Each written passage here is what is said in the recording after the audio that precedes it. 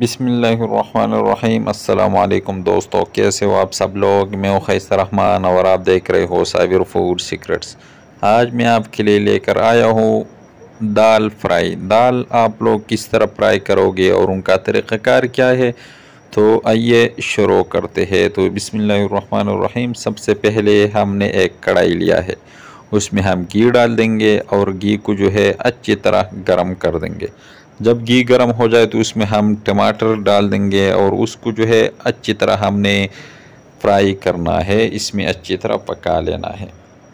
ये टमाटर जो है इसको आप लोगों ने पहले फ्राई करना है। जब से अच्छी तरह ये सुर्ख हो जाए तो इसमें आप लोगों ने जो भी चीज़ पका लेना है, ये दाल लोबिया जो भी है उसको आप लोगों ने पहले कुकर में पका लेना है, फिर उसको आप लोगों ने इसी तरह कढ़ाई में डाल लेना है।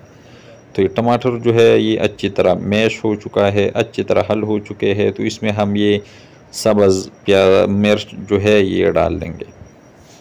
ये कढ़ाई का जो मज़ा है ये और चीज़ों में नहीं होता। आप लोग का कर दिल कर ले तो इसी तरह बना लें। टमाटर जब अच्छी तरह सुर्ख हो जाए तो ये दाल जो है हमने फ्राई किया था वो इसी तरह हम उसी तड़के में डाल देंगे और उसको जस्ट 2 मिनट के लिए हमने इसमें पका लेना है। दाल जो है उसको हमने कुकर में पका लिया था, तो इसको हमने अभी तड़का देना है। जस्ट 2 मिनट के लिए आप लोगों ने इसको इसी में पका लेना है। इसका जो एक कढ़ाई का जो टेस्ट है ये बहुत मज़ेदार आता है। जो भी चीज़ आप लोग पकाते हो तो तरीक़ा जो है इसी तरह है। तो माशाल्लाह ये दाल जो है इसको हमने 2 मिनट के लिए फ्राई किया था। अब हम आग को जो है वो बंद कर देंगे और उसको हम निकाल देंगे। तो माशाल्लाह ये तैयार हो चुका है।